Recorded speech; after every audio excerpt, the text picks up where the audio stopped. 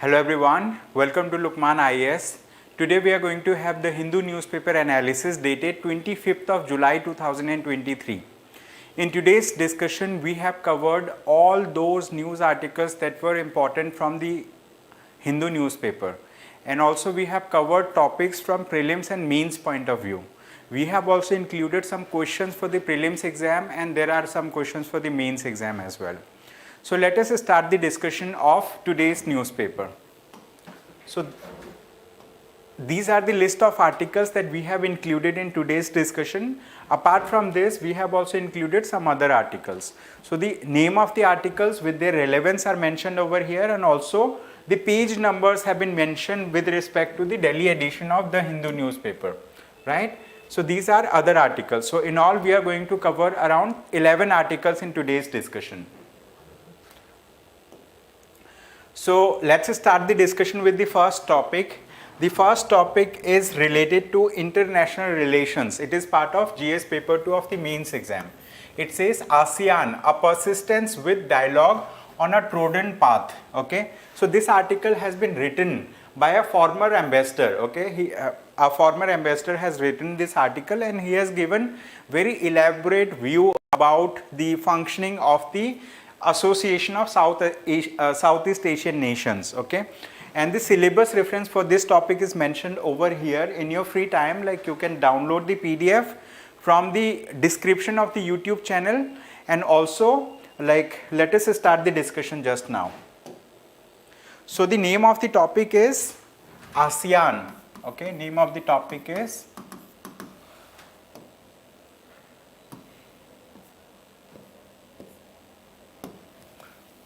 ASEAN. Okay, ASEAN stands for Association of Southeast Asian Nations. Okay, ASEAN, a persistence with dialogue.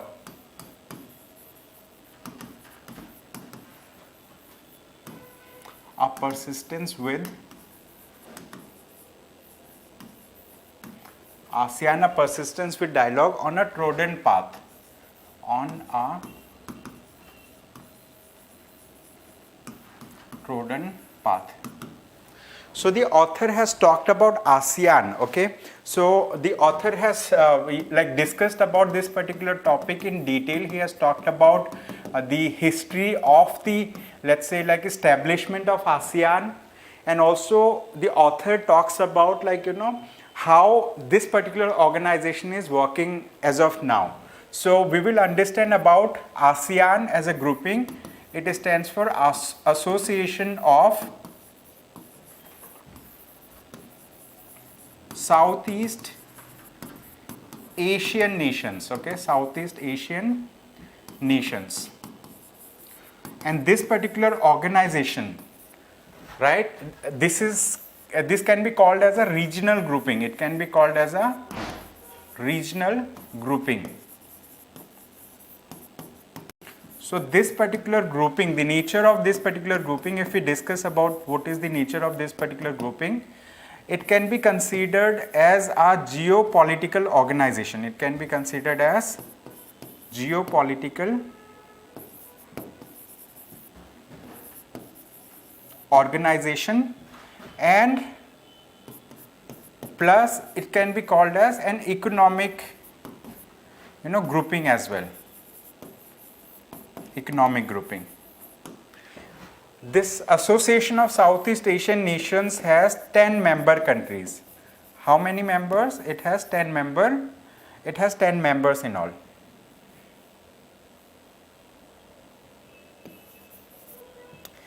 Is India a member of it? India is not a member. Okay, India is not a member of ASEAN. Okay, India is not a member of Association of Southeast Asian Nation, right? So who are the member countries? Those member countries, we are going to discuss the names of those member countries through a question in today's discussion. Okay, so having understood about ASEAN, let us understand, like, how this ASEAN was built, right? How this ASEAN was established. So this ASEAN was established, like, with a declaration which is known as Bangkok Declaration. Okay, Bangkok Declaration, right? And currently which country is chair of this particular organization? ASEAN, which country holds the chairmanship of this organization? It is Indonesia. Okay, Indonesia is the current chair of Association of Southeast Asian Nations. So this name is also very important. Indonesia, this name is very important. Okay, so recently, I mean, the ASEAN meeting was held. It is being held, and the meeting of ASEAN is between the foreign ministers. Okay, it is known as foreign ministers meeting, FFM. It stands for foreign ministers meeting. Okay, so foreign ministers meeting is happening in ASEAN. And if I talk about ASEAN, like small countries, for example, countries like Laos, Cambodia, Myanmar, then Indonesia, Malaysia, Singapore, Thailand. So these small countries are part of Association of Southeast Asian Nation. And in this particular in this particular regional grouping, what is happening, some three countries especially, the author has mentioned about three countries, right? Author has mentioned about three countries, and these three countries are Laos, second is Cambodia and Myanmar. Okay, Cambodia, and third country is Myanmar. So these three countries can be considered as virtual dependencies.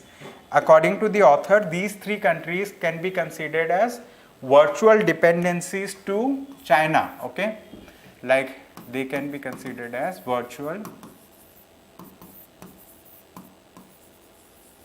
dependencies to China, in the sense that these three countries are virtually dependent on China. Apart from this, the author has also mentioned about group of 5 countries. Okay, it has mentioned about group of 5 countries from ASEAN itself, and these countries are 5, not 5. He has mentioned about 4 countries. Okay, 4 countries from ASEAN. Okay, the author has mentioned about 4 countries of ASEAN. They are Indonesia, then we have Malaysia, Singapore and Thailand. Okay, Malaysia, Singapore and Thailand. So the author has mentioned that these 4 countries, right, are following the path of China. They do not have the, let's say, courage to speak anything against China.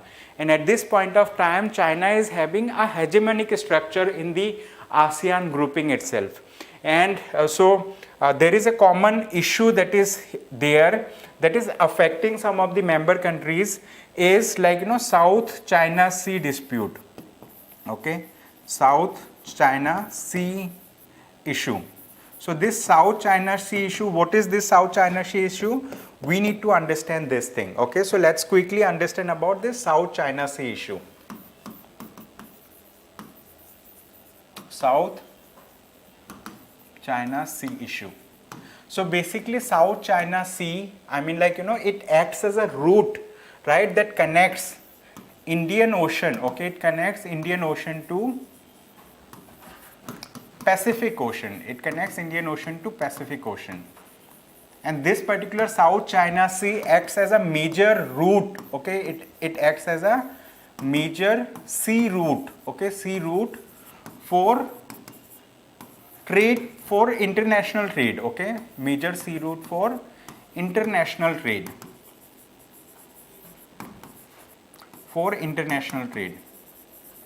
So all those countries that are doing trade through South China Sea, they want a rule-based order. They want a rule-based order in the South China Sea. Okay, they want rule-based order in South China Sea. However, what China has done, China has created artificial islands. Okay, it has created artificial islands in South China Sea. It has created artificial islands in South China Sea, and after creating artificial islands, they have connected these islands through something which is known as nine dash line. Okay, it is known as 9 dash line. Okay, they have connected, and after then the China, you know, wants to, let's say, have sovereignty. It wants to have sovereignty in these islands. Okay, in these islands. However, one of the country, okay, one of the country, I guess like it is, the name of the country is Cambodia.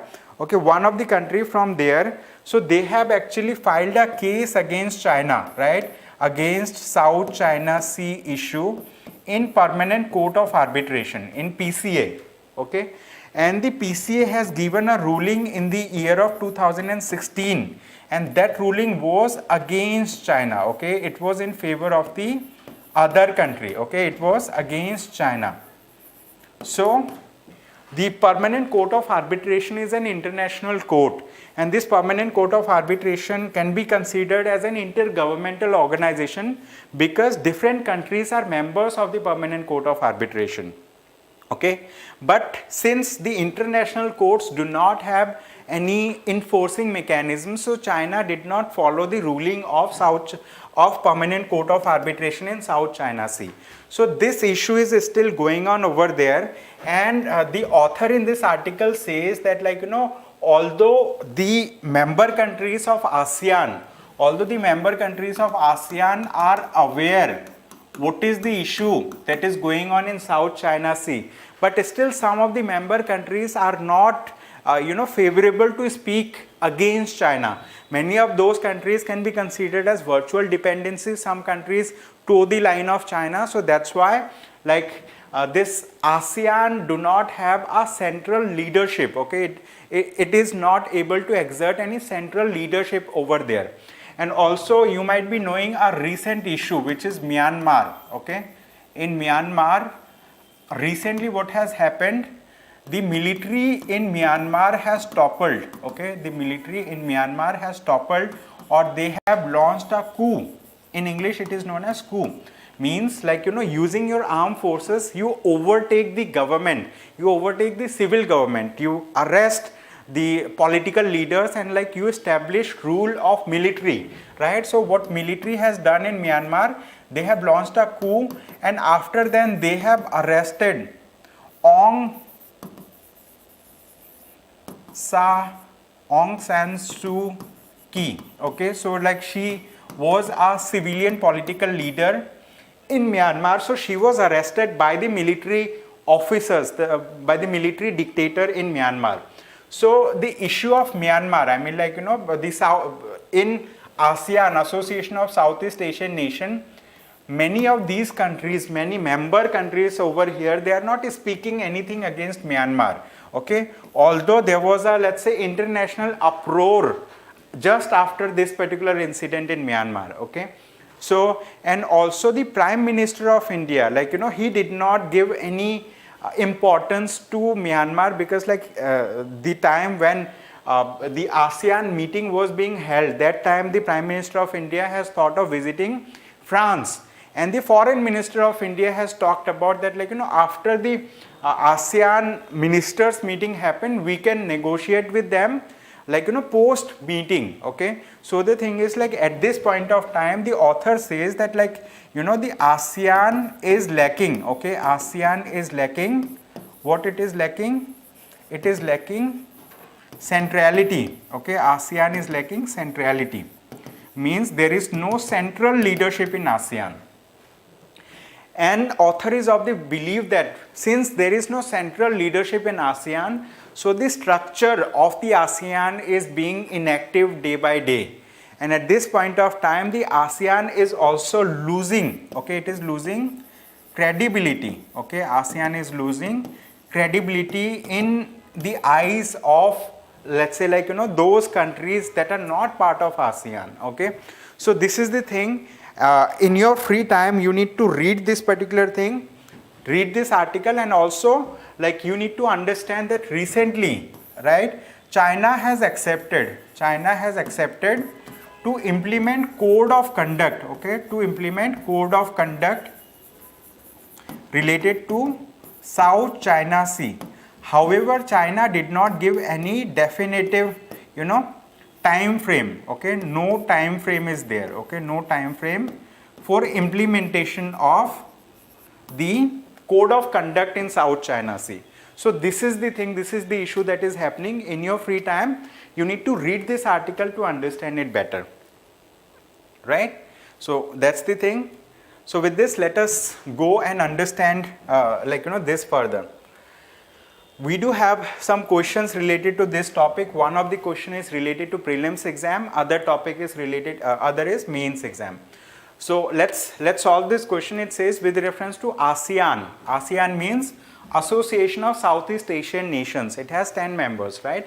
It says consider the following statements.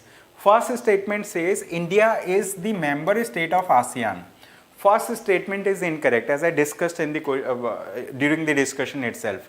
Second, it says ASEAN declaration is also known as Bangkok Declaration, okay? This statement is right, okay? This is also I discussed during the discussion. Then one vision, one identity, one community is the ASEAN motto, okay? This is also right. So now they are asking how many of the above statements are correct, okay? So 2 of the above statements are correct. So only 2, B will be the right answer. And like on the left hand side, we do have a question for you like that you can attempt. It says, what is the importance of geostrategic construct of Indo-Pacific region? Discuss the perspective of Indo-ASEAN relationship, okay? So like we just discussed that like in Indo-ASEAN relationship, although government of India wants to maintain bilateral relations with all the ASEAN member countries on one-to-one basis. Let's say like, India, Myanmar, India, Thailand, India, Laos, India, Vietnam, like that. So we want to maintain bilateral relationships, but like we are not interfering into the internal affairs of ASEAN, and also like, we are not so much interested in being a part of ASEAN as well, okay? So in this question, like they have asked, discuss the perspective of Indo-ASEAN relationship, okay? So you need to answer this question in 150 words, and after answering this question, you share it with us at evaluation@lukmaanias.com that we have shared already with you, right? That email ID. So with this, like we'll take another topic for discussion quickly. And so we have also included the explanation here. You can go through the member countries of ASEAN, okay? Name of member countries are mentioned over here, and also like we do have a map that showcases the member of ASEAN, okay? One of the member is Myanmar, then Thailand, Cambodia, Singapore, Indonesia, Malaysia, Vietnam, Laos, Philippines, and Brunei, okay? These are like 10 member countries of ASEAN. So on left side 5 member countries mentioned, on right side we have 5 more member countries are mentioned, okay? So these are member countries of ASEAN, okay? So with this, let's take another topic for discussion quickly. Okay, so this topic says like an unavoidable controversy over sample surveys, okay? So this topic has been lingering for a long time. It's been in news since 7th of July. I mean like recently what has happened. So let's discuss about this topic quickly.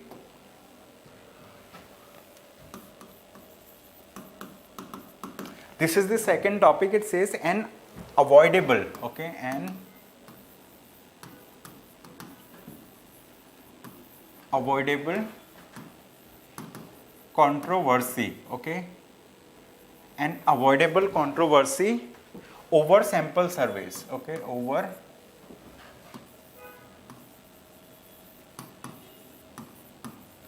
sample surveys.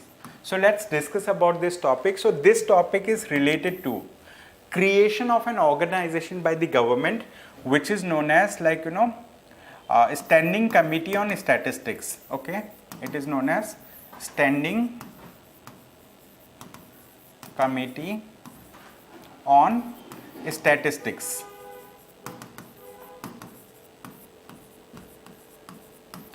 So the Government of India has established this particular body which is known as Standing Committee on Statistics. So this body will work under Ministry of Statistics and Program Implementation.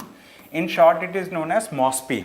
And this particular body will guide National Statistical Organization or National Sample Survey Office, okay, because these two organizations together bring, right, some of the household surveys, and also they bring let's say consumer price index, and they bring various types of household surveys, okay, they bring various types of household surveys. So this is the thing.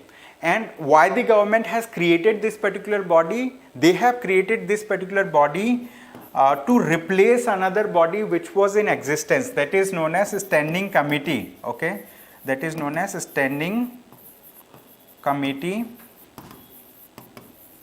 on Economic Statistics, okay, Standing Committee on Economic Statistics.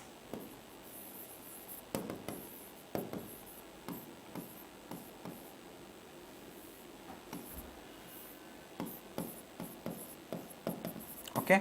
Earlier this body was existing, and this body, like Government of India has created a new body, and this new body will have different members altogether. It will be headed by a person, his name is Pranab Sen, and the Pranab Sen is the first chief statistician of India. What? He is the first chief statistician of India.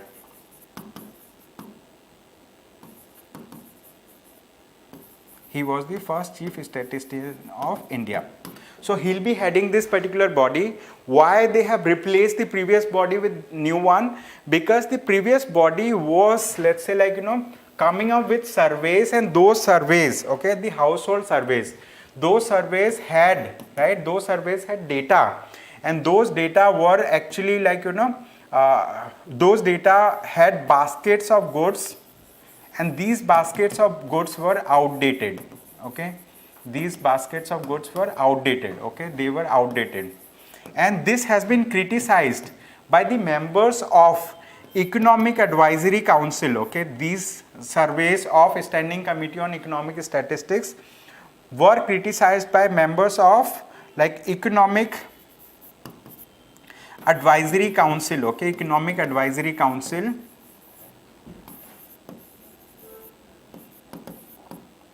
Economic Advisory Council to Prime Minister of India, okay.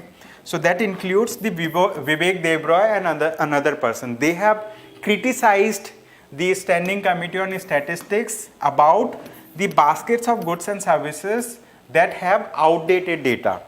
And so they have suggested that like Government of India can create an alternative body that may look into the revamped data, the new data, and so that the so that the household surveys or other kind of surveys that they come up with, those surveys become authentic, because Government of India had already scrapped a survey that has been released by National Sample Survey Office in 2017-18, okay, in 2017 and 18 the survey was scrapped. Scrapped means like that was not accepted by the government, citing that like it lacks updated information, okay. So related to this, like in this article the author has talked about National Family Health Survey, okay, he has talked about National Family Health Survey 4, National Family Health Survey 5, etc.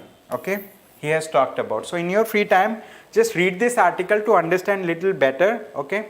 So this is the, let's say, like basic idea behind this article. So now let us discuss about another topic. This topic is also very, very important. It says never ending saga, okay, never ending saga. So let's discuss about this topic quickly. Topic: never ending saga, okay.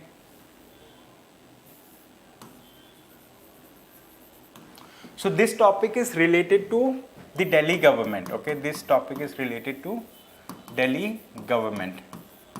So all of us know like there has been a tussle, okay, there has been a tussle related to various matters between the Chief Minister of Delhi and the Lieutenant Governor, okay, and the LG of Delhi. Why? Because the Lieutenant Governor of Delhi is appointed by the central government, okay, he is appointed by the central government, and most of the time he takes a stand of the central government. However, the Chief Minister of Delhi is an elected Chief Minister, and so they want to, let's say, have a effective law and order in the state of Delhi. And when we talk about, let's say, regulating or ruling over Delhi, there is an article in the Constitution of India. That article is article number 239AA. The article 239AA of the Constitution of India talks about GNTD, Government of National GNCTD, okay, Act, which is Government of National Capital Territory of Delhi, okay, Act. So this particular act grants authorities to the Delhi government on various matters that includes services also. But there has been cases, because there has been cases in the Supreme Court of India. For 8 years the Supreme Court of let's say Delhi government and Lieutenant Governor, so there have been tussle, and the Supreme Court of India has earlier given a judgment, and in that judgment the three-judge bench of the Supreme Court of India, okay, three-judge bench of the Supreme Court of India has upheld rights of the Delhi government, okay, has upheld right of the Delhi government to regulate the affairs related to services. And the topic of services are mentioned in entry number 41. It is mentioned in entry number 41 in the, okay, state list. It is mentioned in entry number 41 in the state list. And in that ruling of the Supreme Court of India, the Supreme Court of India has clearly mentioned that services fall, okay, the services fall under the ambit of Delhi government. I mean, here the Delhi government has the authority. However, recently the central government, okay, has issued an ordinance, okay, it has issued an ordinance, and that particular ordinance has taken away the authority from the Delhi government, okay, and given that authority to a body, okay, so that body was created by the central government, and that body will have 3 members, okay, that body will have 3 members. One of the member will be the Chief Minister of India, the second member will be the Home Secretary, okay, Home Secretary of Delhi, third will be, let's say, Defense Secretary of Delhi, or like that, Defense Secretary of Delhi. So they will be the thing. They will be members of this particular body, and that body will regulate the affairs related to services, how they can do transfers, appointment of let's say officers in Delhi government. So this is the thing. However, this particular body to function, they just need only 2 persons to be present. Even if the Chief Minister of Delhi is not present, so these 2 officers may take a decision, and they may forward this particular decision to the Lieutenant Governor, okay, to the LG of Delhi, and he can, let's say, pass that particular decision. So this is the issue that is happening. So the Delhi government has again moved the Supreme Court of India, and the Supreme Court of India has decided to constitute a 5-judge bench, okay, to constitute a 5-judge bench to look into this particular matter, and this 5-judge bench is known as a constitutional bench, okay, constitutional bench. Why they are creating a constitutional bench? So that the constitutional bench can give an authoritative, okay, authoritative judgment in this matter, okay, so that they can give a authoritative judgment in this particular matter. However, if we talk about Article 239AA, in this particular article also there is a provision, and that provision says that the central government may make a rule that may supplement this particular article or make some alteration. So the central government is also in its rightful, let's say, power to make laws related to this particular matter, okay. So this is an ongoing tussle that is happening. Once the Supreme Court of India constitutes the constitutional bench, and once it gives a judgment, only then like we will be having some update related to it. So this is the, let's say, like current scenario of this particular topic. So with this, like we'll consider another topic. It says this is a question for prelims exam. It says, consider the following statements. 99th Amendment Act of 1991, the Union Territory of Delhi shall be called as National Capital Territory of Delhi. So this topic is related to Delhi itself. Second, it says administrator appointed under Article 229 shall be designated as the Lieutenant Governor. Okay. So this is not Article 229, it is Article 239. Okay, this is Article 239. And here it says which of the above statements is or are correct. Okay, so second statement is wrong and they are asking about correct. So like only one is the right answer. Only one means like A would be the right answer in this case. Okay, and like we have also included explanation to this particular question. In your free time, you can download the PDF from the description of the YouTube video, and also then you can go through it. So with this, let us take another topic. This topic is also a very important topic, right? It says a big step in reducing the risk of disasters. Okay, risk of disasters. So which big step they are talking about? G20 must build on what India has started to prevent disasters. Okay, G20 must build on. So this topic is related to disaster risk reduction. So in this article, so let us write the name of the topic first, so that like we can have a quick discussion on this. So a big step in reducing the risk of disasters. Okay, a big step in reducing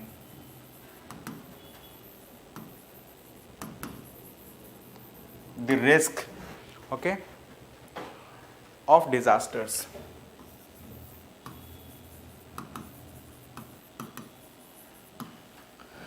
So this topic is essentially about, let's say, like what is happening in G20, and they have also referred to some of the important provisions. One of the things that they have discussed is about Sendai, okay, Sendai framework for disaster risk reduction. Okay, Sendai framework for disaster risk reduction, that was adopted in the year of 2015.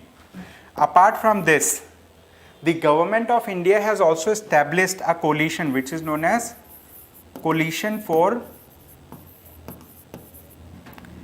Disaster CDRI, simply Disaster Resilient Infrastructure, Coalition for Disaster Resilient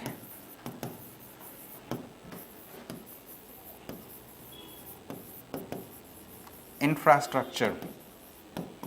So government of India has established this particular coalition, along with the United Nations. Okay, so we have established this particular coalition. So what is Sendai framework for disaster risk reduction? So this Sendai framework for disaster risk reduction is a global framework. Okay, it is a global framework. So that was adopted, right, by many member countries of the United Nations organization. India is also a party to Sendai framework for disaster risk reduction, and this Sendai framework is for the purpose of, let's say, like if we are establishing any kind of infrastructure, be it a social infrastructure or economic infrastructure. Okay, social infrastructure or economic infrastructure. In that case, like we will look for, okay, we will look for making these infrastructure disaster resilient, so that these infrastructures can safeguard itself during the time of emergency. Let's say if earthquake happens, so these infrastructures that are built, keeping in mind the Sendai framework, so these infrastructures will be disaster resilient infrastructures. Similarly, this coalition for disaster resilient infrastructure, so this was initiated by Government of India. in 2019. So this also has the similar purpose of doing this particular thing. Okay, so the author over here points out that, like, since G20 meeting is happening, so G20 also must come up with something solid related to disaster, disaster mitigation. Okay, something related to disaster mitigation. Why it is important? Why we need something solid related to disaster mitigation? Because recently you might have heard about that heat waves. Okay, heat waves have caused, taken lives of so many people across 3 continents. Okay, across 3 continents. And apart from this, there were wildfires. Okay, there were wildfires. Okay, at various places in Canada and many other places. Okay, apart from this, we have seen situation of floods. Okay, situation of floods even in Delhi, and that flood level was much higher than last 45 years record. Okay, so it has broken the last 45 years record related to flood in Delhi.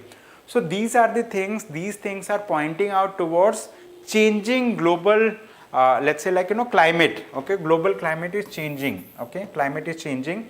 Global warming is happening. Because of that global warming, ice is melting, water level is increasing on the oceans, and this is leading to the island nations, going underwater. Island nations are going underwater, and at the same time we do have huge prevalence of heat waves across the world. There are wildfires that is killing huge number of animals, and like it is uprooting trees and let's say floral and faunal varieties. So the author suggests that, in the G20 meeting, they should come up with something concrete. Okay, they should come up with something very concrete, and for that the author also talks about one important thing is that India has established the first G20 disaster risk reduction working group. Okay, this is known as India has established G20, right? Disaster risk reduction. Okay, disaster risk reduction working group. Okay, so that has been implemented, but author expects more from India. Since India is having presidency of G20 at this point of time, so author expects more, that India should do more towards reducing the disaster, right? So you need to read this article, because this article is very important. It is important for GS paper 3 of the mains exam, because in GS paper 3 you have disaster management. Okay, you have disaster management as a topic. Under this, this will be helpful. These information that I am mentioning over here, these will be very much helpful for all of you. So we do have a question for you here. Let's discuss about this question. It says, with reference to Sendai framework, consider the following statements. The Sendai framework outlines 7 global targets. This statement is right. For this, you need to download the document of Sendai framework.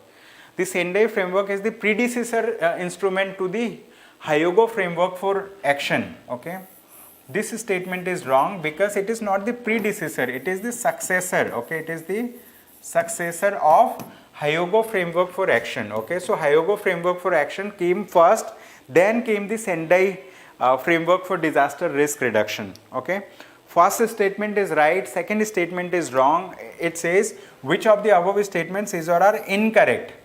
Here it is, this keyword is important. It is asking for incorrect statement. So incorrect is only 2. So answer will be option B. Okay, option B will be the right answer in this case.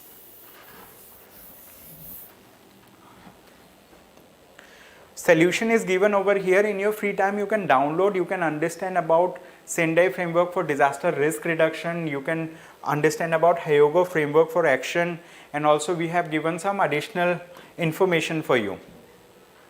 Apart from this, we have another topic. It says, is there a rural bias in national surveys? Okay, national surveys.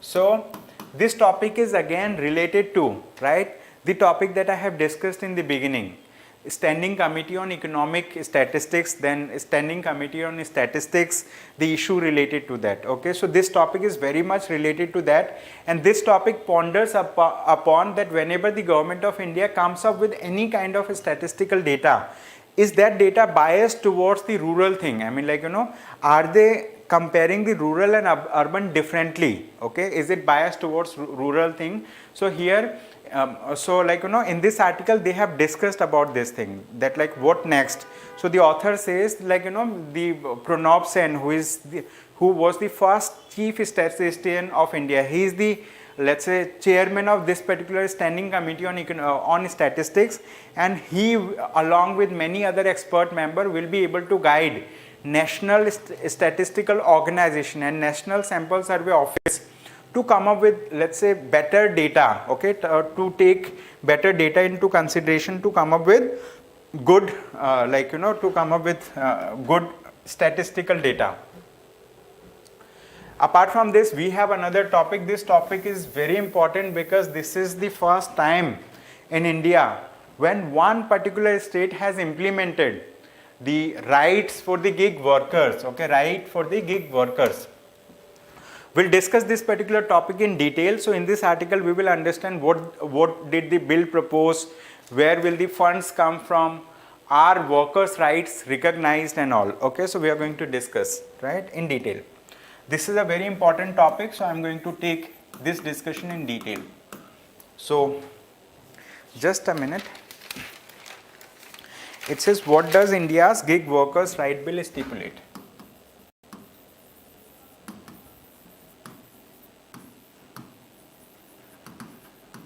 What does India's first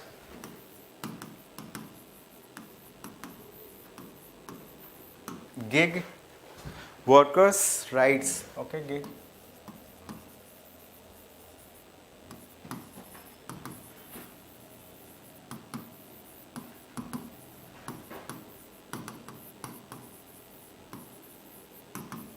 So let's understand about this topic. So before understanding this topic, we need to understand what do we mean by gig workers. Okay, we need to understand in clear terms what do we mean by gig workers. Gig workers are those people who are working for some online platform. Okay, so for example, those boys who are working as food delivery boys. Okay, food delivery boys. For example, in Zomato, or let's say Swiggy. So they are part of gig platform. Apart from this, those people who are, let's say, drivers, okay, drivers in companies like Ola or Uber, okay, they are also considered as gig workers. So in both the cases, okay, in both the cases, what is happening?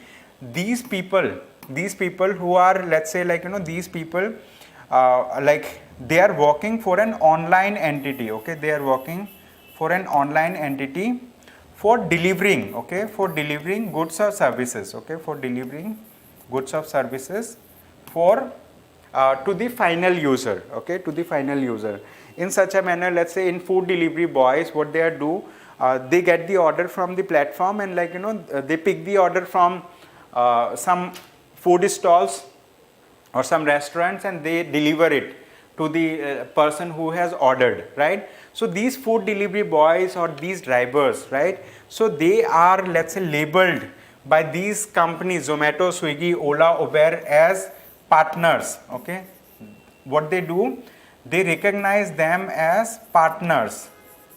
However, they are not partners in the real sense. Why? Because these companies, Zomato, Swiggy, Ola, Uber, these are big companies. They are, let's say, like, you know, some of them are multinational companies also. They are making huge profit. And those people, delivery boys, how can they be at partnership status? They are providing services to these organizations. However, these people do not have full-time job, okay. So what these people are lacking? They are lacking employment status, okay. They are lacking employment status in a manner that, like, although they are considered to be employed, because, like, if we talk about periodic labor force survey, in periodic labor force survey, like they see like in the past 90 days or in the past 6 months for how many days a person was actively looking for job, how many days he was working there. So they can be called as part of labor force. However, are they like regularly employed? So that employment status is not regular, okay. So they are considered to be as service providers, and like these people lack many benefits, okay, lack many benefits that are hitherto, or let's say that are available to people who are who are employed in some organization. So for giving some rights to these gig workers, for giving rights to the food delivery boys, to drivers of Ola, Uber, and to let's say providers of services to these online platforms, online interfaces, right? The government of Rajasthan has come up with a bill, okay, it has come up with a bill. What is the name of the bill? It is known as Rajasthan Platform Based, okay. The name of the bill, like I'll be writing over here, Rajasthan Platform Based, Rajasthan Platform Based, okay, name of the bill, Based Gig Workers Registration and Welfare Bill, okay, Based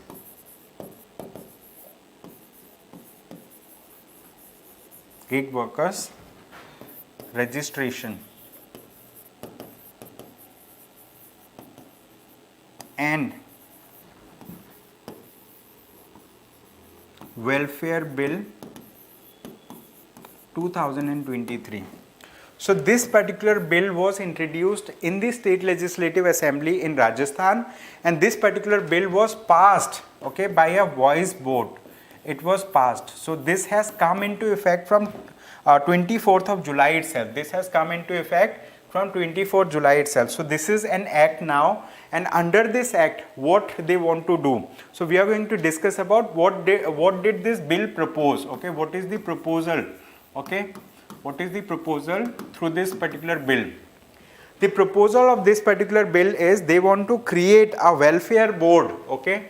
What they want to do, they want to create a welfare board for gig workers, and in that particular welfare board there will be, let's say, like government employees from government party, I mean, like there will be 5 representation from the gig workers, okay, 5 persons from gig workers, and there will be 5 persons from these companies, from this platform, okay, 5 persons from these companies. And apart from this, right, apart from this, like it also, right, it also will have 2 members from civil society. It will have 2 members from civil society. So this will be the composition of the welfare board, okay. So they want to establish a welfare board, and this particular welfare board is going to look after the welfare of this platform workers or gig workers in the state of Rajasthan. And so where will the funds for this particular board will come, okay, where, like for implementing this act, like how the funds will be managed, okay. So we are going to discuss about this particular aspect also, how fund will be managed. And for this particular thing, the they will create, okay, social security and welfare fund, okay. So they are going to create social security, they are going to create social security and welfare fund, okay, they are going to create social security and welfare fund, and which aggregate, so here, like they have to pay, these aggregators, they have to pay a welfare cess, okay, they have to pay welfare cess at the rate of 1%, okay, they have to pay welfare cess at the rate of 1%, and this welfare cess will become part of the social security and welfare fund, okay. So this will be utilized, and also there are provision of punishment as well, there are provision of fine and punishment, okay, there are provision of fine and punishment for offenses, right, punishment and fine for offenses for these online companies, okay, for these online companies, and also for the primary, okay, for the primary, let's say primary employer. Now let us understand what do we mean by primary employer. Let's say there is a driver, okay, there is a driver, a person who is driving a cab, okay, this person is driving a cab, right? But like this person does not own, he does not own this car. Let's say this car is owned by person B. The person A is acting as a driver, okay, person A is acting as a driver.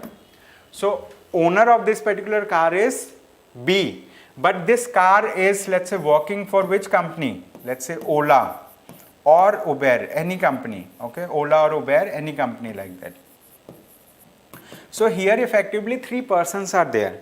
This particular person, driver, he will be called as a gig worker, okay, this driver will be called as a gig worker, and this person, owner of the car, will be considered as primary employer, okay, he will be considered as primary employer. And this Ola or Uber company, they will be considered as platforms or companies that are providing these services, okay. So they will be fined for the owners for violation of some of the provisions of this particular act, and also they will be fined for Ola and Uber driver. And they have kept the fine in such a manner that for first offense the fine is, let's say, less for primary owner, let's say 5,000.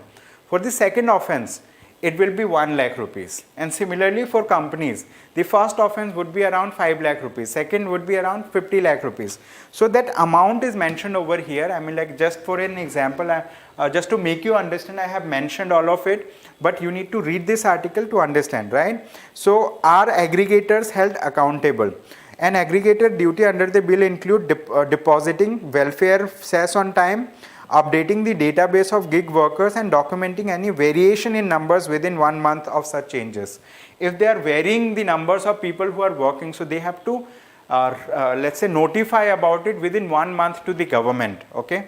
So these are the things related to this particular topic, which is, the topic is, what does India's first gig workers rights bill stipulate?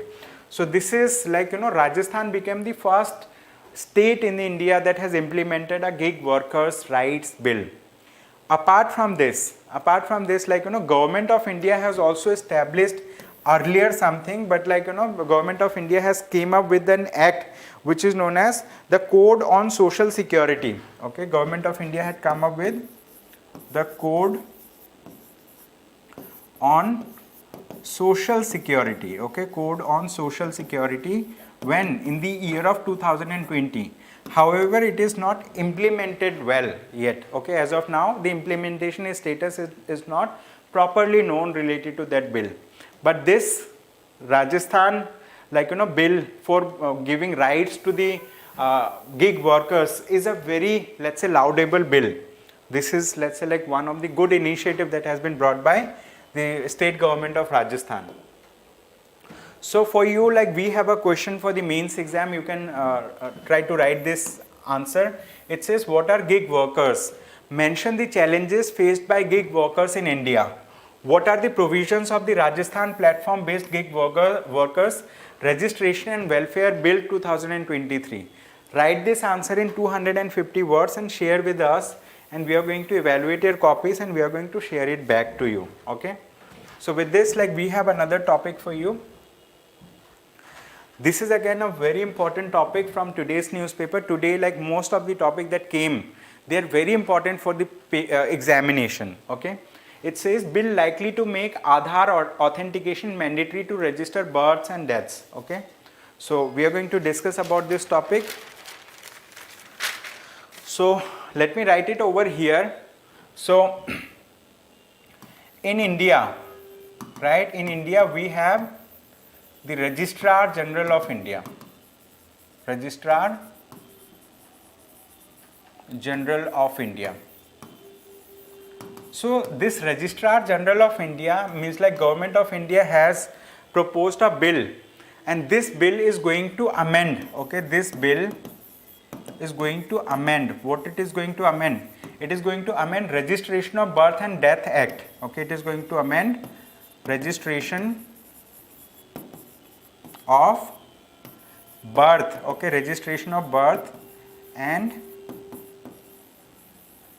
Death Act in India.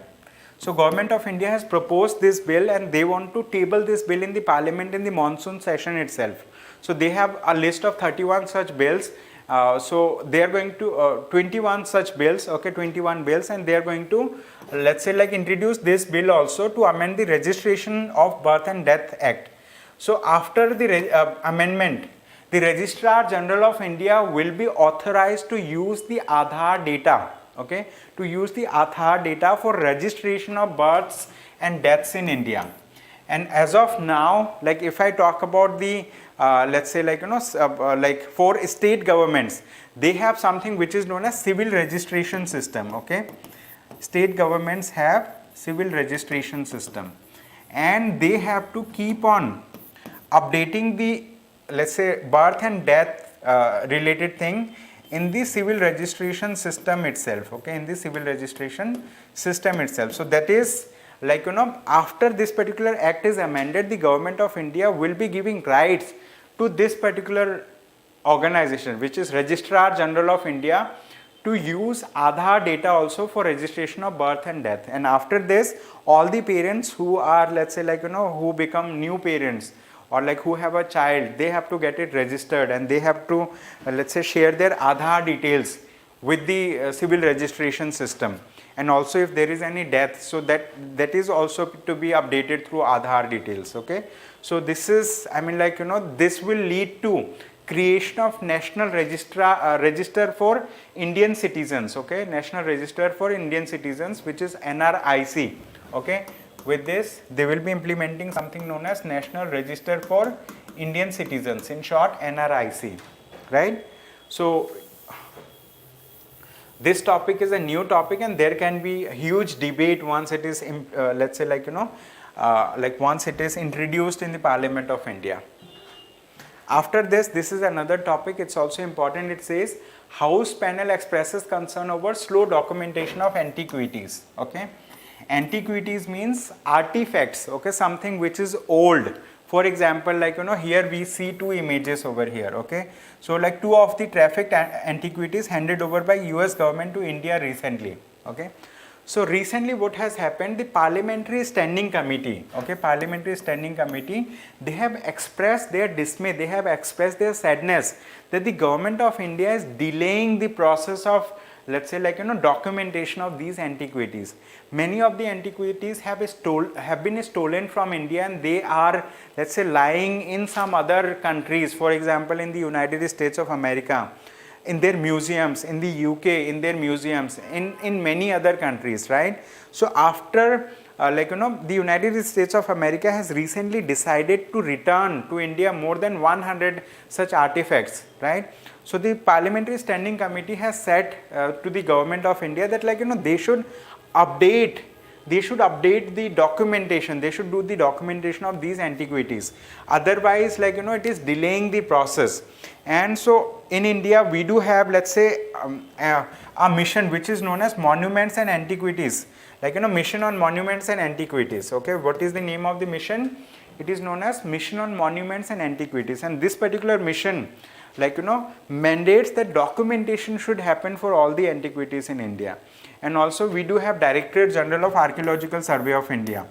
So they have figured 58 lakh antiquities is only an estimate. So the Directorate General of Archaeological Survey of India has mentioned that there are 58 lakhs of such antiquities, and this Parliamentary Standing Committee says this seems to be a very small number.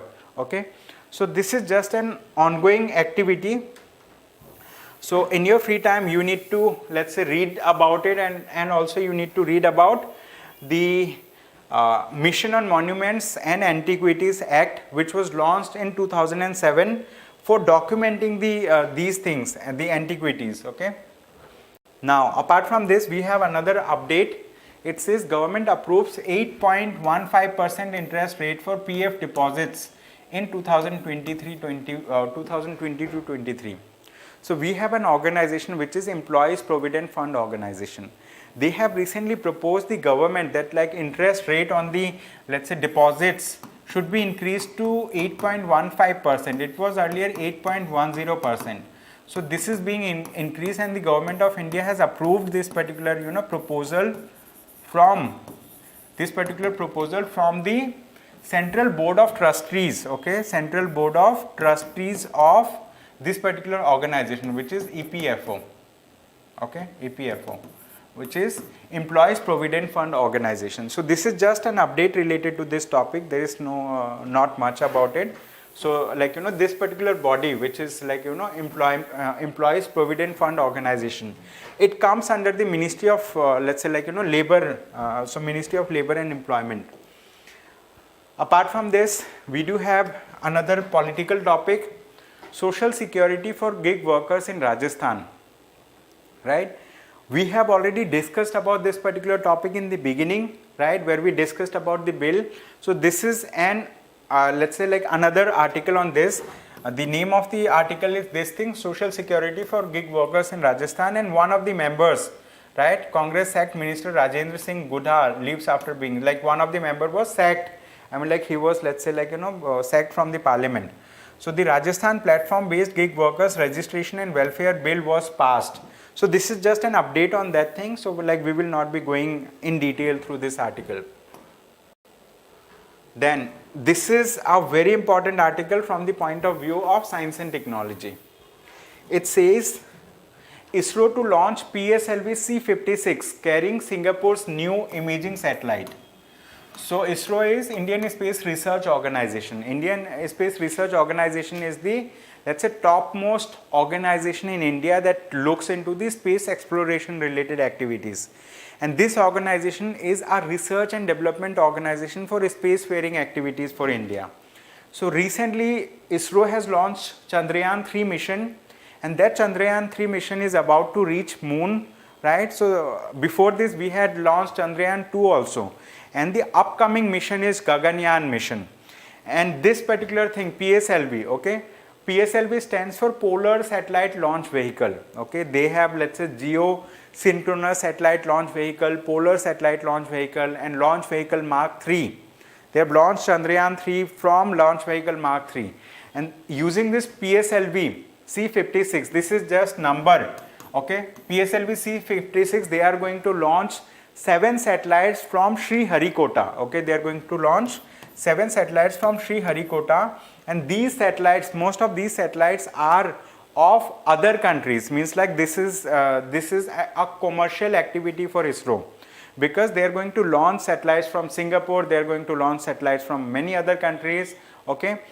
So this is just, let's say like an update on this particular thing. We do not need to, let's say, go into detail what is the name of which satellite. One of the satellite, let's say like one of the satellite is Velox SAM, which is 23 kg satellite, atmospheric coupling and dynamics explorer, Arcade, an experimental satellite. Then Scoop 2, nano satellite flying a technology demonstrator payload.